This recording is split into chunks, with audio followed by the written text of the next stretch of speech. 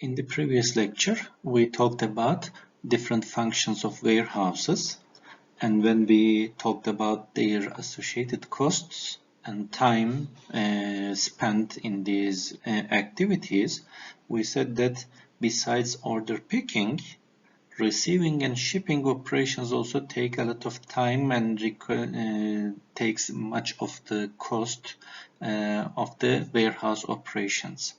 Now, let's talk about these two important functions of warehouses, receiving and shipping. Although these activities, in fact, are different in the sense that receiving is an inbound activity and shipping is an outbound activity, sometimes it's possible to combine these two into a single operation. So we can centralize these two operations, or the cross-docking operation in fact combines receiving and shipping. So what are the activities required to receive the goods? So remember, we are a warehouse. We are making these receiving the items from our suppliers. Then we are making some inspection checks, repackaging, labeling, and etc. And then we are, if necessary, storing these items in the warehouse.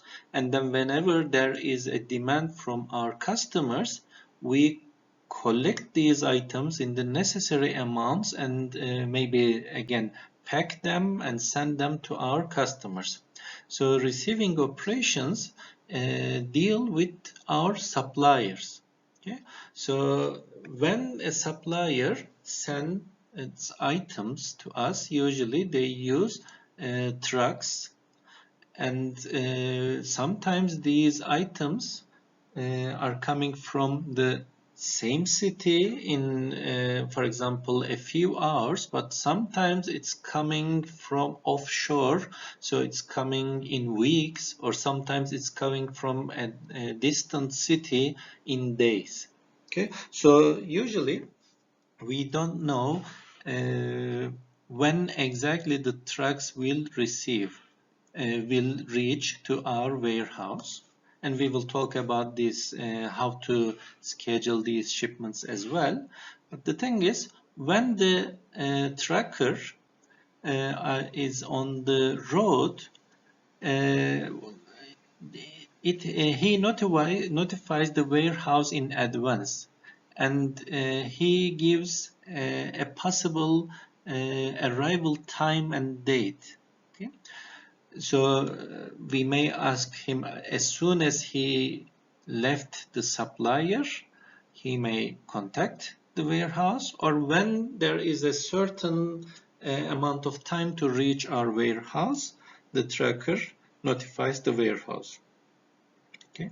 When the truck reaches the warehouse shipping personnel verifies the order. When the tracker notifies the warehouse about the shipment, the warehouse receiving personnel verifies the order. And whenever this truck arrives, it is assigned to a receiving door, because we already know that this truck will arrive. We have a draft time for this, and then we arrange a receiving door previously, and when the truck arrives, we assign a door. Sometimes there is congestion because multiple trucks arrive at the same time. Okay. Therefore, the trucks may need to wait for unloading of the other trucks. So the vehicle is secured to the assigned door, and the cargo is inspected. Okay. If everything is okay with the cargo, if the quality control, if we make some tests, laboratory tests and quality control tests, and then the cargo waits for those tests. After those inspection, if everything is fine, then the cargo is unloaded. The cargo can be a unitized cargo on a pallet or package or box or container. It can be a floor-loaded cargo or it can be a loose cargo. Okay. Then all unloaded material is staged and counted, and we want to be sure that the exact and necessary amount of items are received. If there are some damaged goods, then their proper disposal is made and the load is staged for put away to the storage. In order to perform these receiving activities, the facility must have the following. The sufficient area for carriers. We need sufficient area for these carriers. The trucks are usually standard, but they may be different. Some small sized trucks, large sized trucks may also come to these doors for the warehouses. So we may need dock levelers and locks to facilitate these unloading.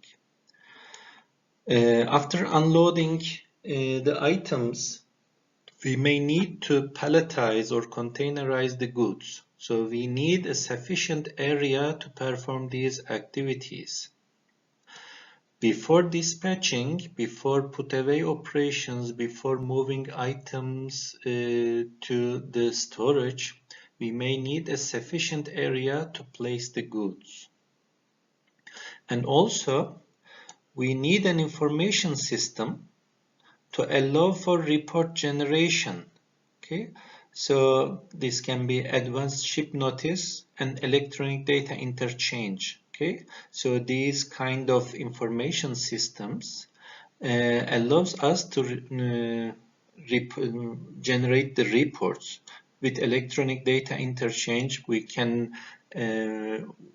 send notifications to our suppliers that we received the item. We can send notification to the warehouse management system so that the items are included in our warehouse system. Okay, so we need such an information system for these activities.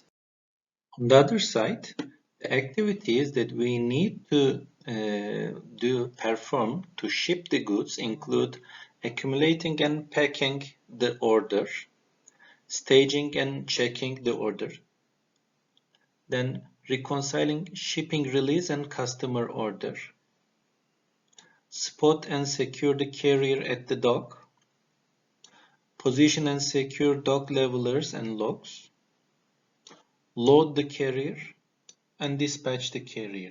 Okay, so these activities are the necessary activities for shipping the customer orders. And in order to perform these shipping activities, our facility must have a sufficient area to stage the orders, an information system for shipping releases and customer orders, sufficient area to stage and spot the carriers, and dock levelers to facilitate carrier loading. So these are the requirements of our facility for the shipping area to perform the shipping activities. In order to have an efficient receiving and shipping, we may focus on some attributes. The desired attributes of receiving and shipping include directed flow paths. We need to avoid double handling. The material should go in a straight way. Okay, so if we can satisfy these directed flow paths, then our operations will be more efficient. Continuous flow without excessive congestion or idleness. Okay, so both sides are poor performances. If there is congestion in the system, it is an indication of a poor performance, and it reduces the output of the receiving and shipping operations. And also, if there is idleness in the system, it indicates poor performance. So there should be a balance between congestion and idleness. The area, okay, we need an area to perform the necessary operations of receiving and shipping, but this area should be a concentrated one so that the material handling is minimized. If the area is too big, too large, then the material handling time, so transporting items or goods from one site to another may take a lot of time. Therefore, the area should be large enough and concentrated, large enough to perform the operations, but concentrated to increase the effectiveness of material handling and supervision. We should have efficient material handling, the material handling equipment that we are using, the unitizing equipments, containers, pallets. So we need to use these efficiently so that unloading trucks, loading trucks in the shipping part, uh, waiting in the storage area, okay, the storing or temporary storage areas for those operations should be designed effectively so that the performance of the system is higher.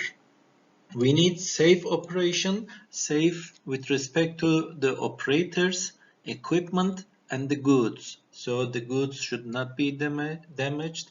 The ergonomics of the human operators, the workers, should be satisfied, well ergonomics, and the material handling equipment should not be damaged because of, for example, crashing, since there's not enough necessary space. So again, minimization of the damage of the equipment and the goods is important, and good housekeeping, clean operations, lean operations, so that the items are stored in an organized way, the material flow is in an organized way, and there are no excessive items, no items waiting for long time. Okay, so good housekeeping. All these attributes are the desired attributes for receiving and shipping operations. In order to improve the efficiency of receiving and shipping, some activities can be performed or some communication need to be done before the receiving and after the shipping is performed. And these may provide or these may improve the performance of the whole system. This may improve the efficiency of our warehouse as well as the efficiency of the operations in our customers or in our suppliers. So for example, when we incorporate pre-receiving and pre-shipping, in this way, we may eliminate peak loads. So how can we do it? For example, if we are expecting a large number of receiving operations in a certain amount of time, we can schedule these receiving operations so that we can inform our suppliers, we can schedule the suppliers when to send their items, and depending on that schedule, if the items are received, the congestion can be eliminated. Similarly, shipment operations can be scheduled for our customers to eliminate, again, picking operations and loading operations. Okay. The impact of randomness can be reduced. As I said, okay, the tracker informs us, communicates us usually when he leaves the supplier. But the thing is, due to the randomness during the transportation, we don't exactly know when these trucks will reach to our warehouse. Therefore, we may not schedule the operations as well as we want because of this randomness. But if we communicate with the tracker, if we have good information, if we know exact time of receiving these items, then we can schedule our operations in a better way, and we can reduce the effect of these randomness. By communicating with our suppliers, we can reduce the effect of different unit load configurations.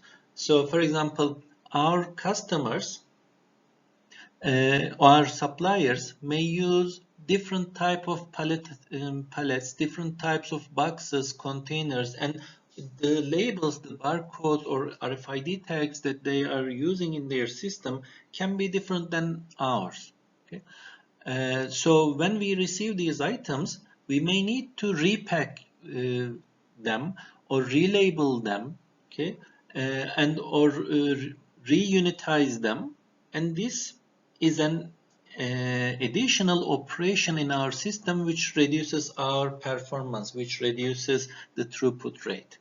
But if we talk to our suppliers so that influence how they label their products, how they palletize, with what type of pallets, containers or boxes they are using, so that their equipment, their goods, their unitizers and their labels directly fit into our system, then we may get rid of this extra operation.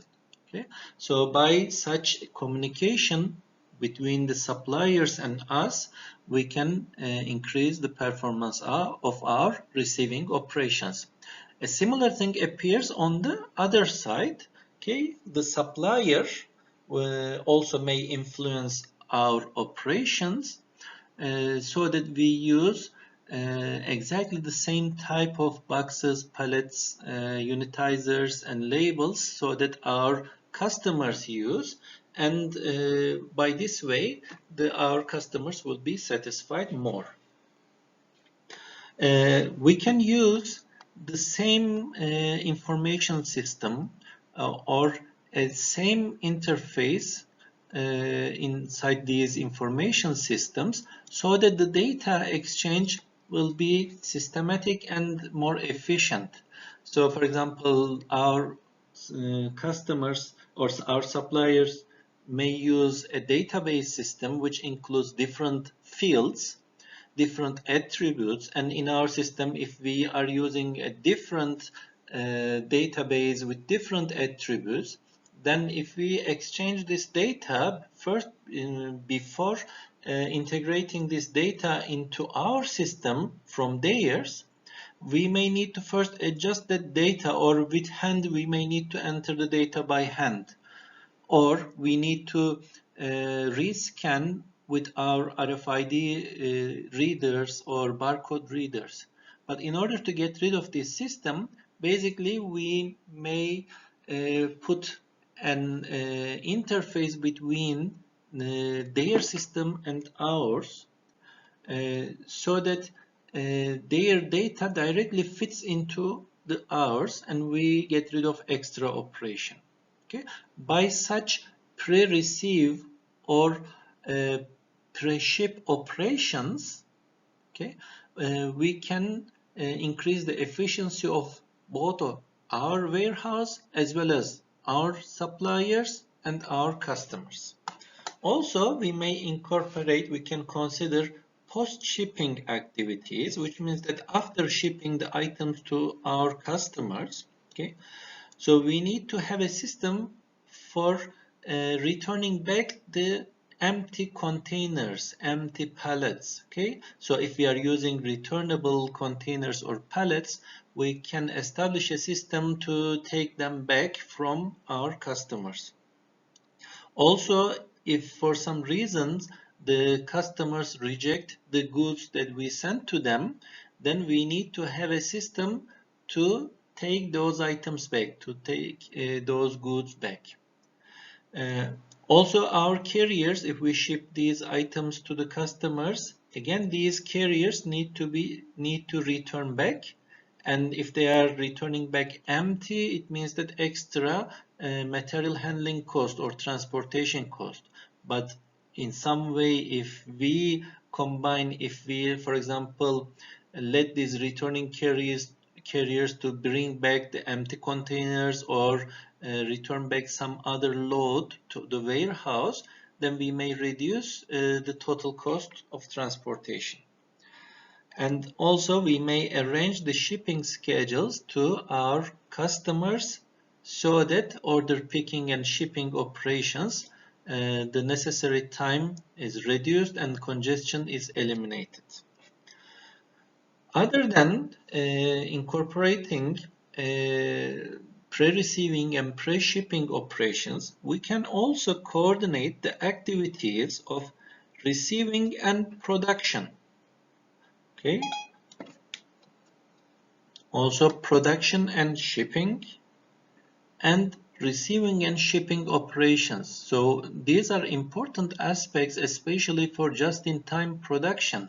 If we need some items in the warehouse, okay, we may send this directly to our suppliers, and our suppliers, instead of keeping those items in their own inventories, they can initiate the production according to our order as the warehouse. Okay, so this is a coordination between our receiving operations and production. But of course, for this one, the necessary setup time, the lead time of production should be smaller, and also we should give our order earlier than the actual time. Also, production and shipping can be performed or can be coordinated so that our customers, whenever a demand arrives to the warehouse from our customers, this demand is forwarded to our suppliers, and so that they can initiate their production. Of course, again, you need to have smaller lead time to accomplish this time, the lead time of production as well as lead time of transportation and lead time in cross-docking operations in our warehouse.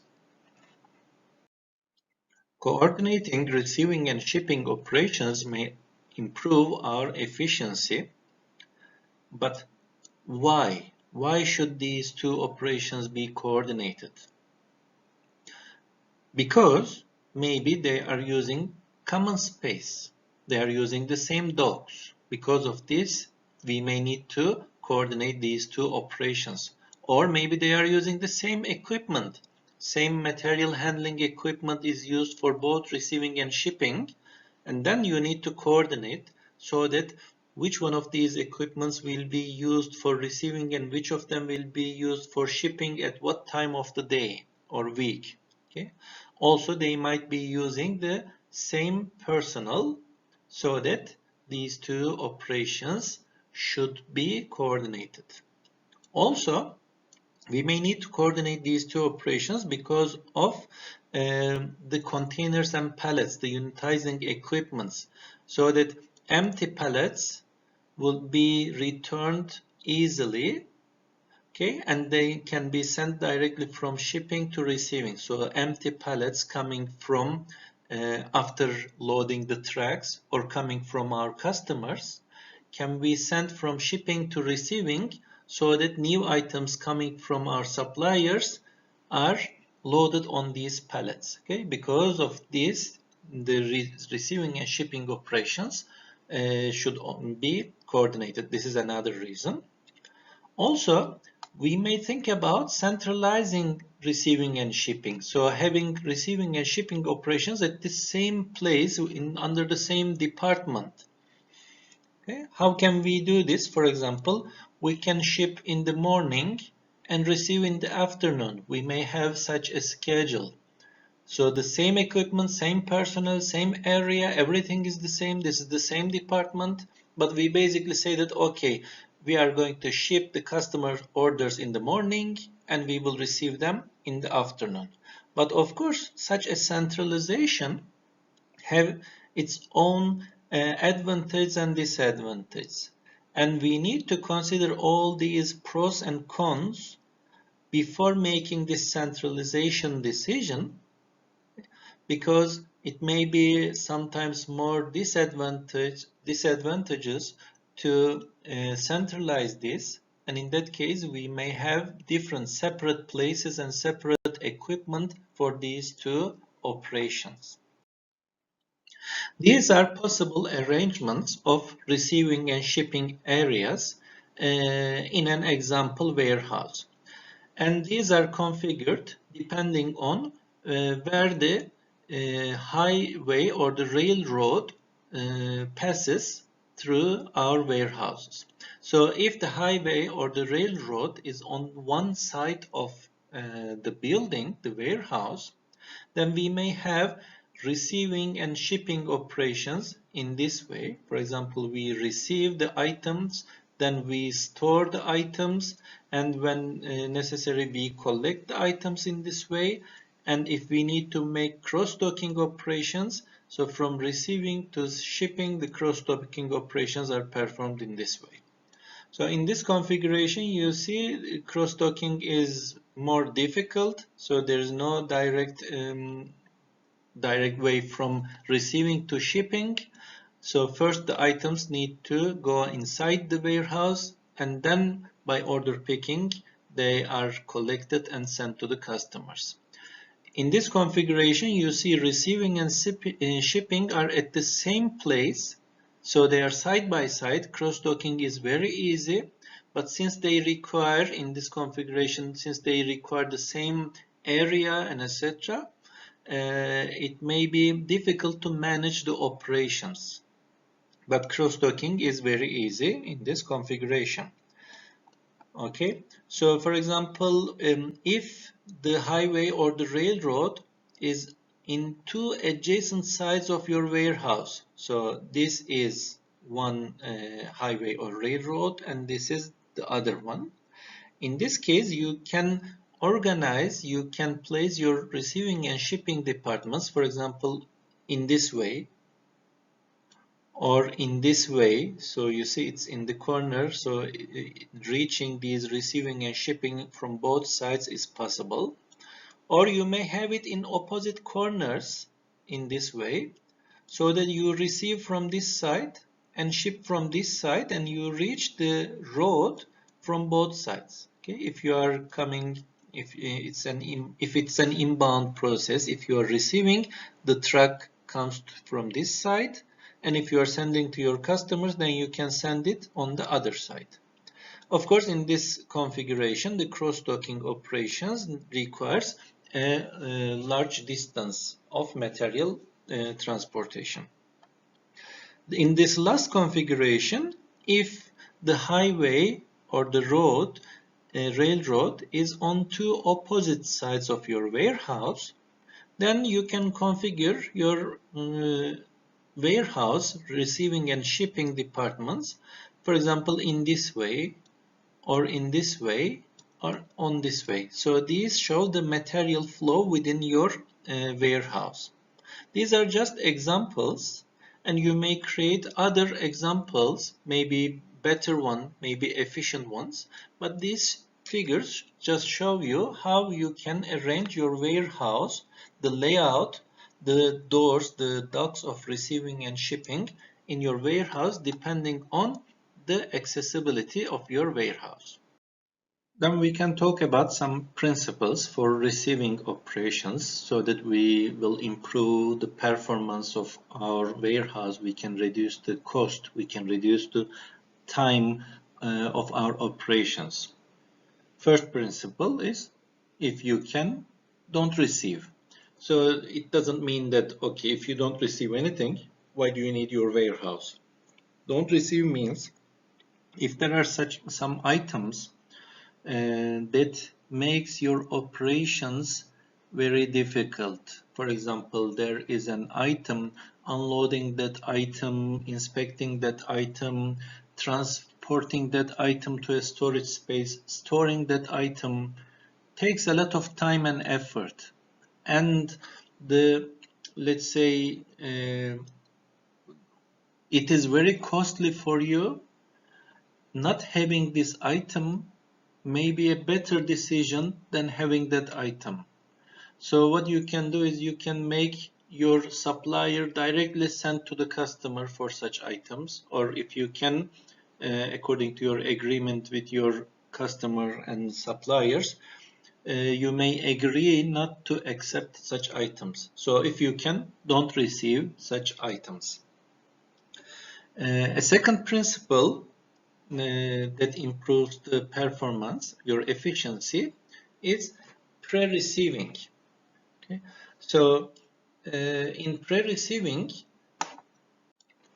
basically you perform some of the receiving functions, some of the receiving operations before actually receiving those items.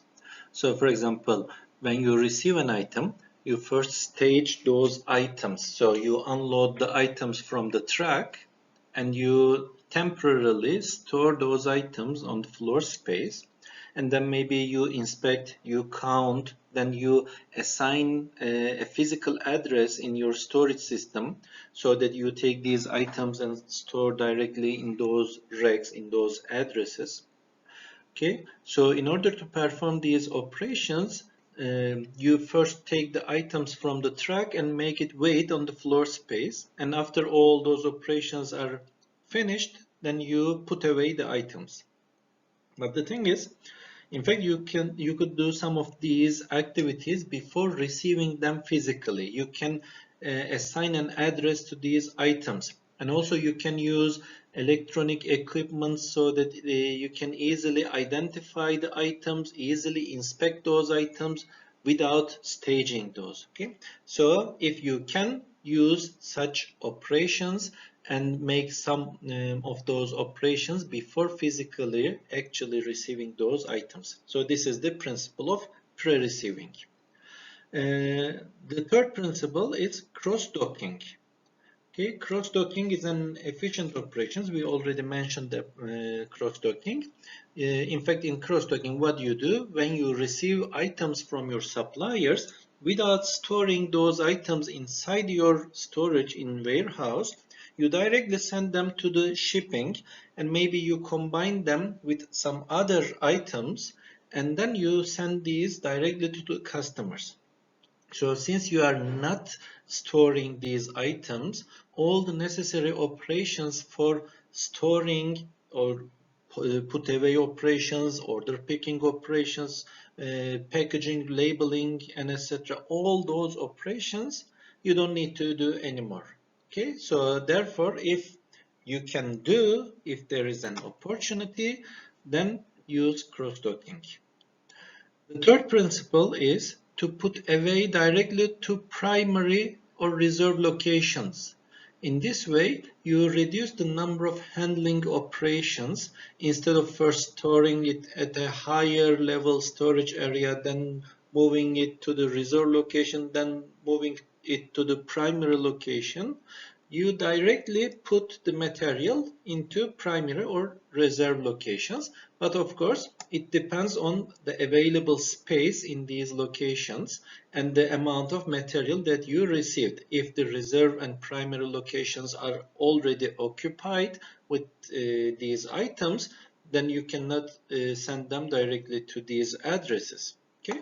But again, if you can do, then do it.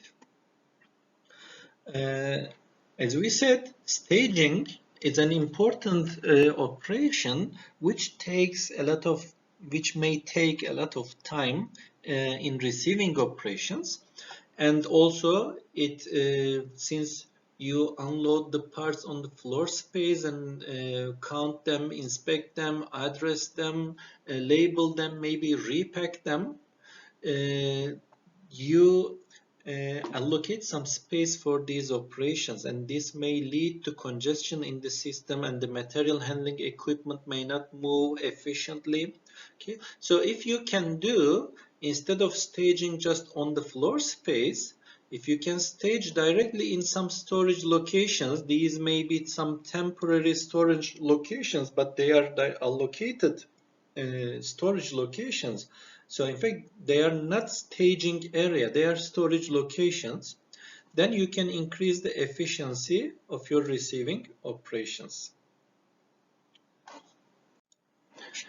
When a customer order is received in a warehouse, then you have some short amount of time to pick all the items and then repack them, label them and send them, load the trucks and ship them to your customers. So in order to increase the efficiency, in order to reduce the time of this order picking and shipping operations, you can perform some activities prior to customer demands just when you receive those orders. Okay, so you can perform these operations. For example, you can, if necessary, label them, pre-pack them, and you can weigh them, and etc. according to your shipment packages or containers, just at the receiving time. Okay? So when this principle tells you to perform these operations during the receiving time to increase the or improve the efficiency of your shipment operations.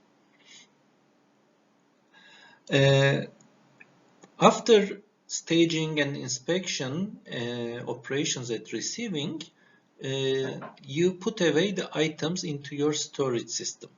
And for efficient put away, if you sort the inbound materials in a suitable way, you can improve the efficiency of your put away operations. Okay, so the items are the total material handling time will be reduced by sorting these inbound materials, and also the congestion in the staging area or in the receiving area can be eliminated. If possible, you can combine putaways with retrievals, and in this way you will increase the material handling operations, you will improve the material handling operations, you will reduce the total cost and distance for material handling. So what does it mean? When you are putting away the items, your material handling equipment needs to go from receiving to, let's say, shipping storage locations. And then when returning back, you may assign some retrieval operations to the same material handling equipment so that it will not return back empty. And in this way, you can improve the utilization of these equipment and you will reduce the total cost and time for these operations. Since electronic communication is very common in today's industry, you can communicate directly with your suppliers and with your customers. It's very easy now. And with the use of these communication devices, you can schedule the carriers, arrival of the carriers, so that you balance your resources at the receiving and you eliminate the congestion. You can eliminate the congestion. And if there are some time consuming receipts, you can shift them to the off-peak hours so that the efficiency and the utilization of your receiving operations will be improved, and the trucks waiting for receiving operations, the idle time or waiting time of the trucks will be reduced.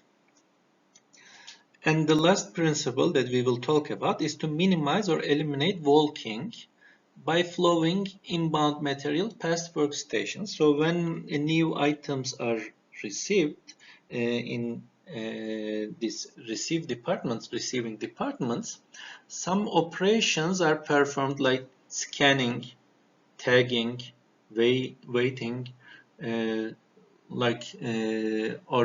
cubing operations.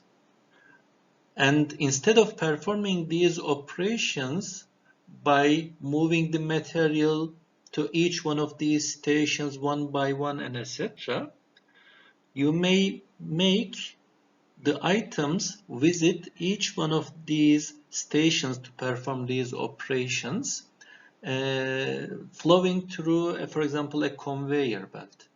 So in many modern warehouses, the inbound goods, the inbound items are directly loaded onto a powered conveyor belt, and as this conveyor belt moves inside the storage area, it is automatically scanned by scanners. Again, automatically their weights are determined, their cubes are determined, and if necessary, new labels or tags are these items are labeled or tagged with new um, data of the new system, and this improves the efficiency. Similar to receiving principles, we can talk about the shipping principles as well. So one of the, in order to improve your performance of shipping operations, we may consider the following principles. First, selecting a cost and space effective handling equipment handling unit is very important to improve the shipping operations. When we say improving the shipping operations, we are talking about the time to perform these operations, the cost of performing these operations, and also the necessary space to perform these operations. Okay, minimizing the product damage is very important for these shipping operations. So you are collecting your items. Basically, what you do in these shipping operations, if you remember, we pick the items from storage locations, then we bring them to the shipping area where we perform some operations like inspecting, counting, repacking, labeling, unitizing into a container or box, and etc., and loading the trucks. Okay, so during all these operations, we are handling the material, and this may end up with some product damage, so we need to minimize the product damage. If it is possible, like in the receiving principles, if you can eliminate the staging operations in shipping, and if you can directly load the outbound trailers, then you can improve your shipping operations. So this staging operation requires the most important amount of time and space in shipping operations. Okay? Eliminating those operations would be beneficial for improving the efficiency. Again, for this staging area, if you can use storage racks, then using these storage racks will minimize the necessary floor space for these staging operations. During these staging operations, as I said, you are performing some operations, inspection, counting, weighting, repacking, labeling, and etc. Okay, so if you can do these operations on storage racks, then you can save the floor space for shipping operations. Now, since there are a lot of communication devices and it's possible to communicate effectively through electronic devices, you can communicate with the on-site drivers with these new equipment, in which case you will minimize the paperwork so that these drivers may have their own terminals, or let's say smartphones now, and then you can send the shipping information directly to those devices without any paperwork, and you can improve the accuracy of the shipping as well as reduce the time for preparing those paperwork. Okay. And also, if you can use small parcel shipping instead of unit load shipping, then the necessary space, necessary material handling equipment will be changed. Instead of, for example, forklift devices, you may use conveyor belts and etc. And these may improve your shipping operations. So instead of shredding operations, you can just remove them and you will have just packaging or boxing operations, and this will improve the efficiency of your shipping operations. Okay, so these are the receiving and shipping operations, and we will talk about receiving and shipping operations. We will continue talking about these operations in our next lecture.